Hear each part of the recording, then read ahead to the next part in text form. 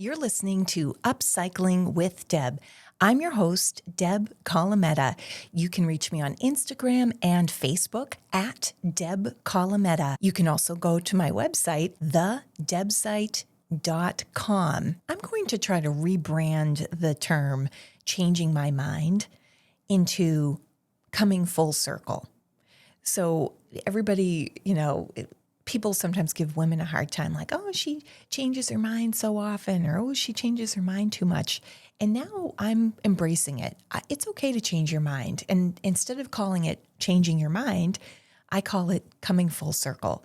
For a long time, especially while I was working outside the home, long hours, long days, it would be much easier for me to go out and buy a cake because, they can make a beautiful cake. It's maybe $13 to $15 at a grocery store bakery. And, we don't make a mess. We can just enjoy the cake. They know how to do it. They have the equipment. They can clean it up. And it's not just the cake you're paying for, but it's just the convenience. Well, now I've changed my mind or come full circle on that one because the last few times I've gone to order the cake, even, just a little celebratory cake at a grocery store bakery, the cake is like $30 or more. Before I just buy that, I think, okay, my kids are a little older now. They're able to take charge on a little bit of the baking. Still makes a mess, but that's whether you're an adult or a kid, you're going to make a little bit of a mess. But now, for reasons that I outlined in a previous episode, it's an opportunity for us to spend some time together. So if you have a box of cake mix and you have a box of frosting mix or jarred frosting, or if you make the frosting, which doesn't take too many ingredients, if you can try to carve out some time to do that together, you don't have to do it on the day of the celebration. You can do it a day or two before the celebration. And you can save that money. You've only invested probably $4 to $5.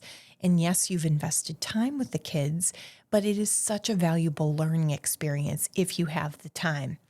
If your kids want to participate in the baking, if you want to do the baking, if you're really against it and you want to just buy the cake at the bakery, you do you. You have to do what works best for your family. But if there is a little bit of room there for your kids to learn how to measure out some of the ingredients, how to clean up after themselves, you're teaching them a life skill.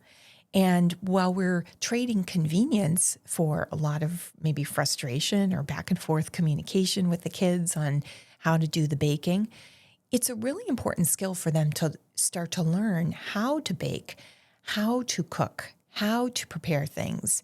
And you have to be there to supervise, obviously, but you don't learn to crack an egg by watching a YouTube video. You learn to crack an egg by doing it many times. I still can't quite figure it out myself, but I can get it done.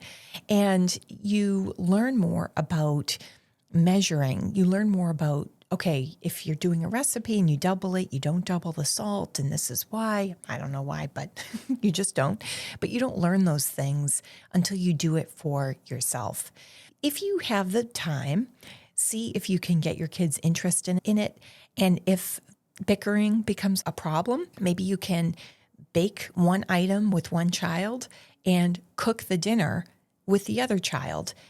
I had heard another tip that when you're baking with kids, pre-measure the ingredients. So don't just take out the oil and the flour and the sugar and all that.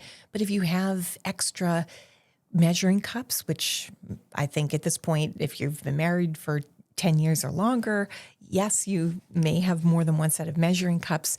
Measure out the 2 cups of flour ahead of time. Measure out the sugar, measure out the water, and let them learn how to dump the ingredients into the bowl and mix it. And they can feel that good feeling of independence. At the end of the baking experience, they have a product that everyone can enjoy, everyone can ooh and ah about. And the best part about baking with the kids or cooking a meal is that not only are they helping you, they get that good feeling, they get that end result of a product that is there, that they created, and they get the praise from the family members every time the product is eaten, but the product goes away. So they're not just making a craft that you have to find a home for or frame, which can be fun and wonderful and worthwhile as well, you're creating a product that doesn't hang around, that you all enjoy eating, and it checks a box, it fulfills a need, it helps out the parent who's trying to do the cooking or the baking, and it goes away after a certain amount of days because you have to eat it before it spoils or it gets eaten up. So you don't have something hanging around. So it doesn't contribute to clutter in your house. That's another huge benefit. So again, I've come full circle. I have changed my mind sometimes on the baking and the value of the baking, and just running out to the grocery store and picking up a cake can solve one set of problems. But if you have the time, baking and cooking with your kids, totally the way to go. Involve them in the process, teach them, spend time together while doing a worthwhile activity, and you will definitely be glad that you did. Thanks for listening to this episode of Upcycling with Deb. I'm your host, Deb Colameta. Visit me on my website, thedebsite.com, and get your free downloadable guide.